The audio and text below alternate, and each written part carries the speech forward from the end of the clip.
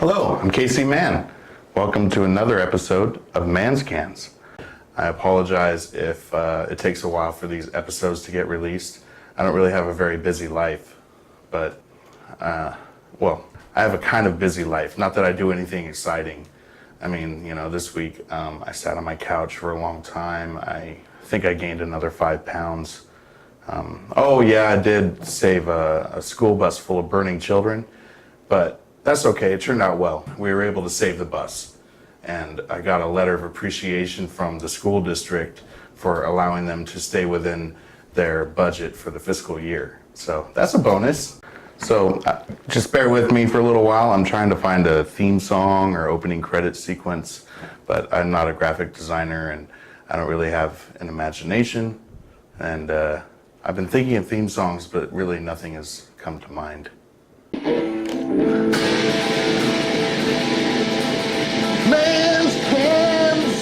Mann's Cans, excellent. Mann's Cans, totally rad.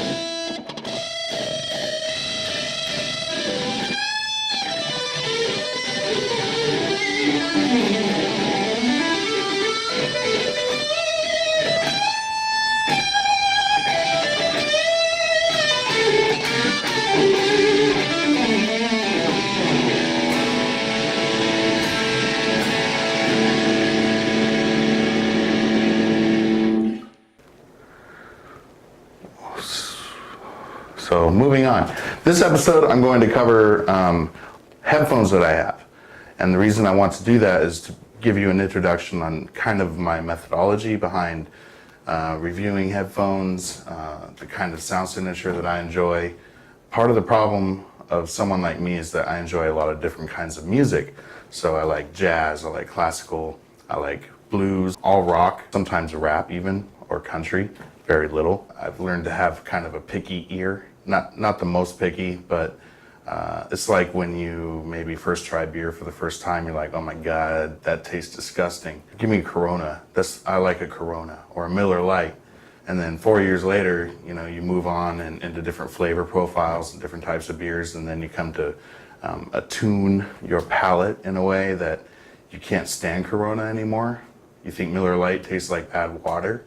Well, it's kind of like that with anything. The more you practice, the more you start to understand the intricacies behind a hobby or anything that you study. You know, bear with me while I go over a series of headphones that I own, and I'll do a very quick review of each of them and discuss the particular points about what I think is good or bad about them. The first headphone that I'm going to discuss will be the Sennheiser PC363D. These are computer gaming headphones, and they are fantastic. They're discontinued now. I bought these back in 2013 or 14, and it comes with a little dongle to give you virtual surround sound, but that broke. I actually had to to get them replaced under warranty, I had to turn in the headphones and the dongle in order to get a new dongle, and it was really good, but that broke too. But I still use these with an external sound card that I have, and I'll discuss products that I use to project sound later. This one is just on headphones, but these are amazing headphones. I know they've been replaced by a newer model, I think this year or last year, but I still have them and I love them. And they're really good for listening to music as well. Okay, next headphone. So with these headphones, there are actually two, and they're almost exactly the same. This the AKG K701 and the AKG Q701. The difference is not just the color, but these are sponsored by Quincy Jones, and so it's the Q series for Quincy, I believe.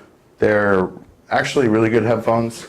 I actually prefer these, not just because of the color. I don't really care about the color, but you can actually attach the cable from these headphones. It comes with 3 different cables, which is really convenient, whereas this one doesn't. These are not the made in Austria version. They're a little bit newer, I think 2014. But these are very fast headphones, and they're very light and they're comfortable. It feels like a couple of pillows sitting on your ears. And for somebody who has sensitivity to getting hot ears rather easily. This guy.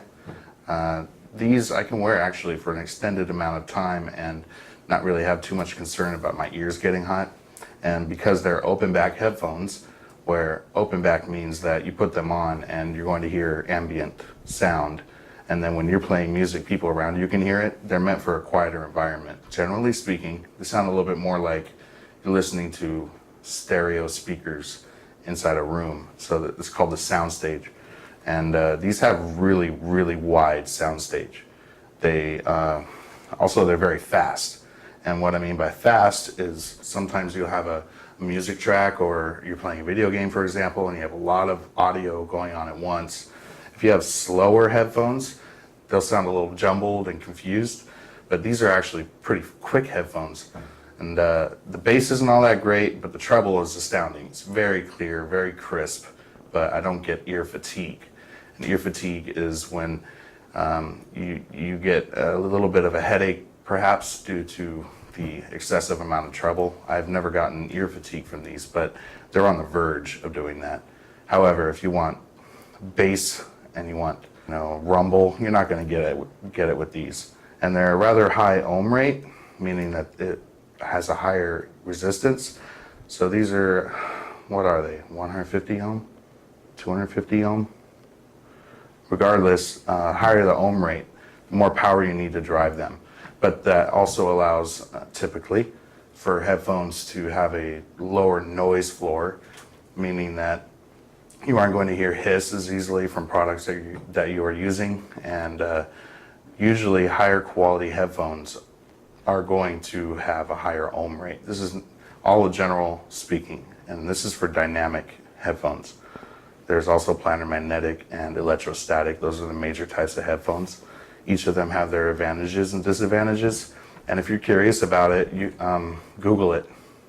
I'm not going to tell you, but just kidding. If you want to hear more about my impressions on that kind of thing, I can bring it up in a later episode. So I do like these very much. They're very good. All right, so these are the Audio Technica ATH-M50X BL for blue. Otherwise, they're the same as the black ones. These are a limited run. They go for about, you can find them for $90 in some places, but I think $120 or so is about the average price. I got these because I wanted closed back headphones so that I could take them with me on travel, and for portability, because I like that you can, slide it up and stick it in a little bag that it comes with. Also, you can replace 3 different cables with this one as well, which is also kind of convenient. But sound-wise, a lot of people love these. Me personally, I'm not too fond of them. Way too trebly, and the bass is okay, but I don't know. I don't really use these. I would sell them, but where I'm at, where I live, people don't want to buy anything that are headphones unless it says Bose or Beats. Do I recommend them? Maybe. I'd say try before you buy. And it also depends a lot on what you're listening with. So if you have a very sanitized, neutral sounding audio device, such as, a DAP, a digital audio player that will be a little clinical and dry sounding, these are probably not going to be as much fun. But anything that you plug into, the entire chain makes a difference in the audio quality, and it also is based on personal preference and how much you are attuned to what you like and dislike about sound. So I'm not saying it's wrong to like these. My personal preference, though, is that I don't.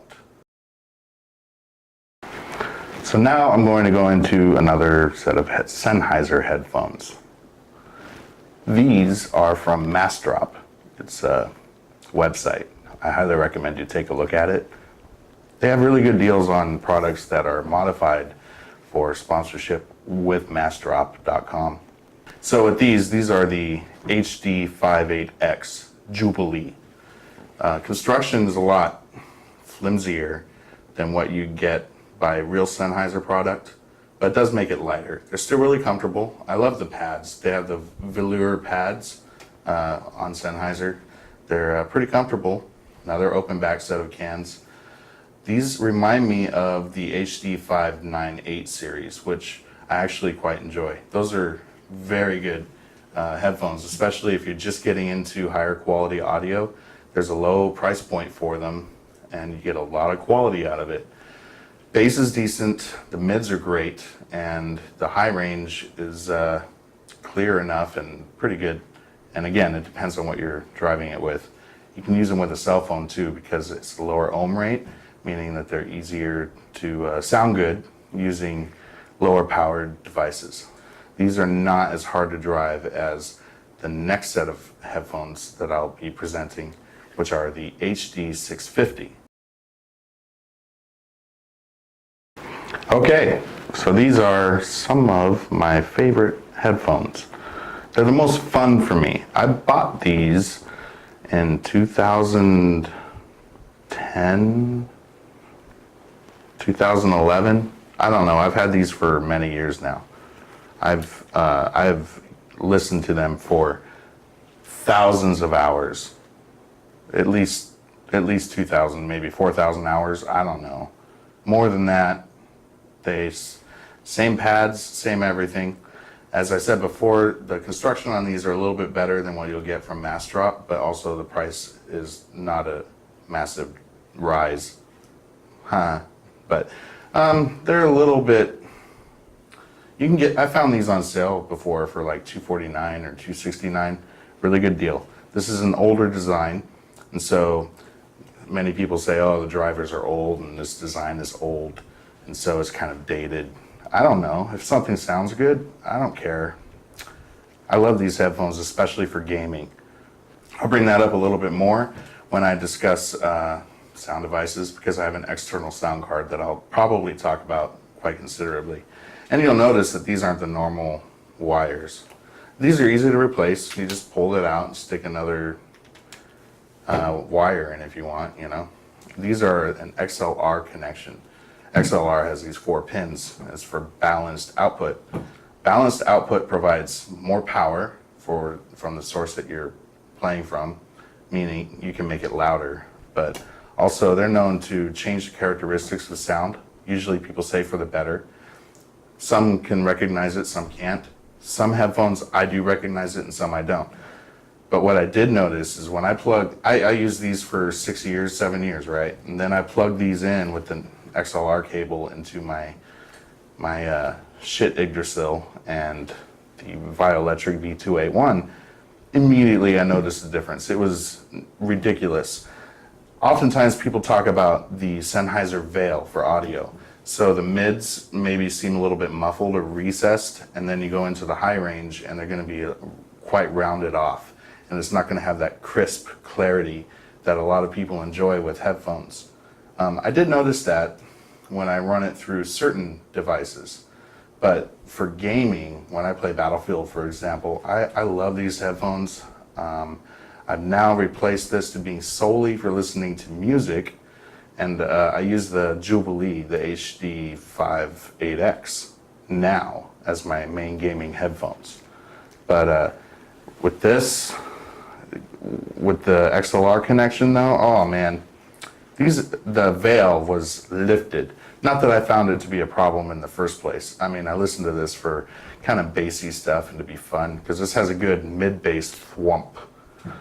It's not really deep bass. It's not gonna rumble and shake your skull cap from the deeper depths. But what it does do is have an impactful resonance, very tight and well-defined bass. The mids are, I like the mids. I like that kind of cooliness to it. I never really had a problem with treble. If I wanted to listen to things that were more about acoustic instruments like walking bass lines or ukulele or even horns like a saxophone or trumpet and stuff, I don't generally use these headphones for that kind of thing. But if I listen to Random Access Memories, for example, from Daft Punk, these are one of my most fun headphones, and I like them very much, even though I've had them for so long. But with that opened up treble range and soundstage even, a little bit better separation using the XLR balanced output, I've actually come to appreciate these on a wholly different level over the last year or 8 months or so. So yeah, these are fun. Next on the list, MrSpeakers Alpha Dogs. These are a modified planar magnetic headphone by Fostex, which is the TS50P, I believe. I forget now. Something like that. I'm going to write it down below so you can remember. These are used by a lot of people as a beginning stepping stone towards modification of the design from the stock setting to their own tuning, measurements, and preferences. And these are kind of special. They're 3D printed. These are a closed back design, but oh man, these cushions are just baller AF. You know what I mean?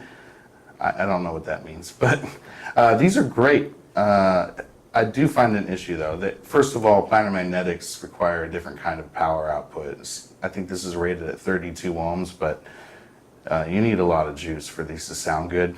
You don't want to be using this for on the go with a cell phone, that's for sure. However, if you have a good system that drives a lot of power, these are very crisp, clean, and discerning. Planar magnetics are known for their bass and good decay. Decay is about the amount of time that notes transition from one state to the other before it fades away. These are very good headphones. I don't use them too much anymore though. I've had them for, I don't know, several years now, whenever they first came out.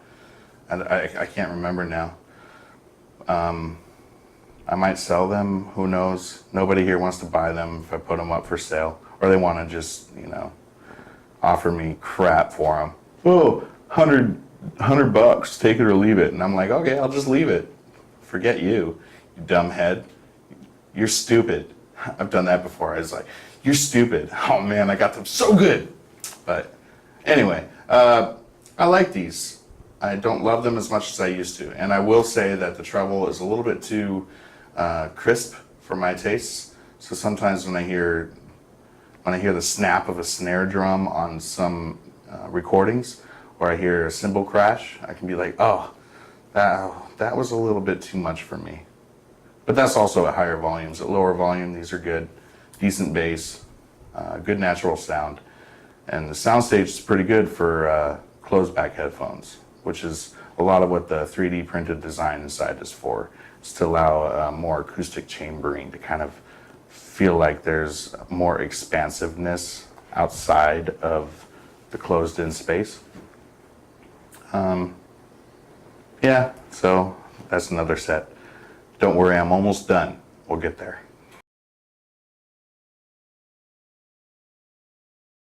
So I just got these a few weeks ago. The Mobius. These are gaming headphones.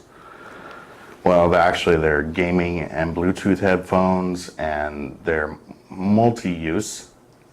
What's special about them is it has its own digital sound processing system in it, including a head tracking system. So when you put it on your head, it tracks about 1,000 times per second how much you're moving your head, and it uses binaural audio, meaning it simulates acoustics and sound of actually existing inside your ears. The binaural system with the head tracking, it allows you to hear sounds coming from wherever you tilt your head. So if you center it like this, and then you move your head this way, the audio is going to go away on the right side. And then you move your head up, it's going to sound like it's coming from wherever the center of direction is. And that's fun, and it's interesting. Also, this allows for high quality Bluetooth, and these could be good for on the go and travel. What I do not like about them is they are pretty crickety in design. When I first took them and I moved it, I go, oh crap, am I going to break the headband? And it feels really plasticky, but these are planar magnetic headphones, and the going retail price is $400 for these. But that includes the famous headphone name, planar magnetic headphones, its own sound processing system, great binaural audio. They sound really good. and you can use them as Bluetooth headphones. Comfort level is okay. I don't like the pads that much. Also, they fit a little bit tight on my head. But beside that, I actually think they're still worth the money. You're getting a lot for the price. And if you only game with gaming headphones and you haven't had, boutique headphones or something special while gaming, these are going to blow you away. They are some of the best gaming headphones because these are initially intended to be for gamers. And to be honest, oh, look at that. That just happened. Oh no, a sticker came off. Oh my gosh, what am I going to do? So, where was I? If you want to use these for gaming, I do recommend it. Oh yeah, for me personally though, head tracking wise, I came to realize I don't really move my head much when I'm playing games. I just kind of sit there like this, right? And then I move the mouse to look around. So my head might shift about this much anytime I'm gaming. It's very minimal, and I've used surround sound systems so much, maybe it's not so much of a big deal to me when I go, whoa, because you see people reacting to this. And they go, oh my gosh, it's the awesomest thing ever, holy, and oh, I can't believe how good these are. And oh, I turned my head back because I was so surprised. No, I didn't do any of that. But I mean, that's not to fault these headphones. They're good, they're fun, and it's fun to show off to people. Like, you want to give this to somebody who's never experienced binaural audio, they'll have a very interesting new development in their audio pleasures for headphones. So I do recommend them, even though I don't think they're as perfect as many people claim they are.